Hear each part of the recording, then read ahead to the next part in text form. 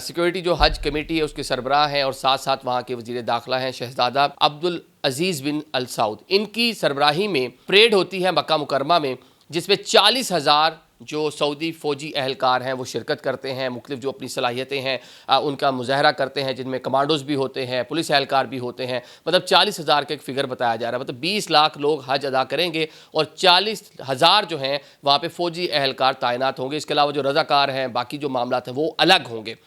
تو یہ ساری صورتحال، اس کو جو لوگ دیکھ رہے ہیں وہ بتاتے ہیں کہ جو مڈل ایسٹ میں اس ٹائم صورتحال ہے، جو غزہ میں صورتحال ہے، جو سیریا میں صورتحال ہے، جو سعودی عربیہ ایک بڑا بارڈر شیئر کرتا ہے جناب یمن کے ساتھ، وہاں پہ جو حوثیوں کے معاملات ہیں، جس طرح وہ اٹیکس کر رہے ہیں، ڈیفرنٹ راکٹ وغیرہ مار رہے ہیں، ماضی میں سعودی عربیہ کو بھی نشانہ بناتے رہے ہیں، تو اس طرح کے کچھ تھریٹس ہیں کہ گاڈ فاربڈ حج کے موقع پر کوئی اس طرح کا انسیڈنس نہ ہو جائے جس میں جو حجاج جو سعودی گورنمنٹ کے جو سعودی بادشاہ کے مہمان ہیں، خادمین حرمین شریفین کے مہمان ہیں، ان کو کسی قسم کا ڈیمیج ہو۔ تو اس سے نبر آزما ہونے کے لیے ریجن کی صورتحال کو دیکھتے ہوئے، تھریٹس کو دیکھتے ہوئے اس بار غیر معمولی قسم کی سیکیورٹی وہاں پر فراہم کی گئی ہے۔